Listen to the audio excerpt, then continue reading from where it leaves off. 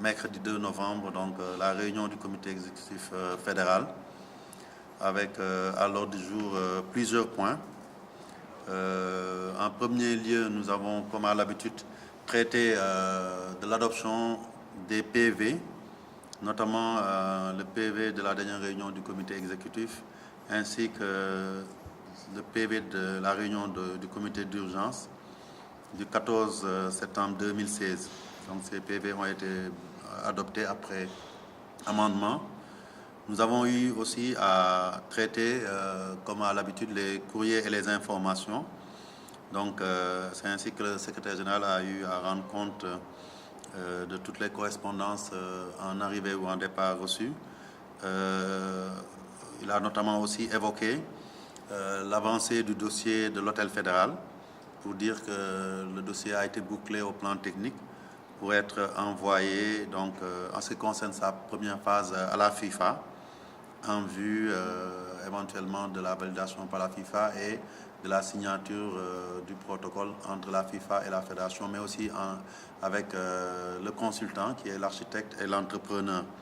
Donc nous espérons pouvoir quand même très bientôt procéder à la pose de la première pierre de la première phase, qui sera un bâtiment qui permettra, quand il sera fini déjà, avant de passer aux autres phases, de pouvoir accueillir l'équipe nationale comme on l'a dit, mais aussi de se mettre dans une logique de génération de revenus pour notre fédération, puisque ce sera un hôtel qui pourra être utilisé aussi par les particuliers hors les périodes de stage de l'équipe nationale pour pouvoir générer de l'argent pour la fédération.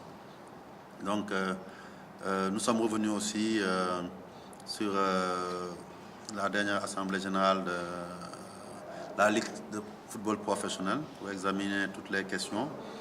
Et donc à ce niveau-là, nous avons salué le travail.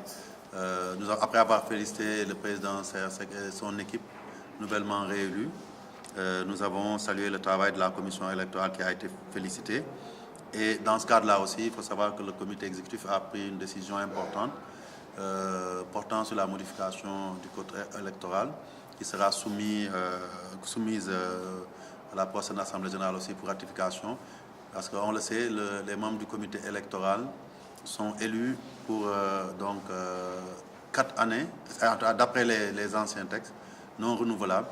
Mais au vu du travail abattu par cette commission, et pour éviter de repartir de zéro, il a été retenu donc, de modifier le code électoral pour permettre que ce mandat des membres du comité électoral puisse être aller au-delà d'une année et aller à 2 ans, parce que c'est vrai, la matière footballistique est assez particulière.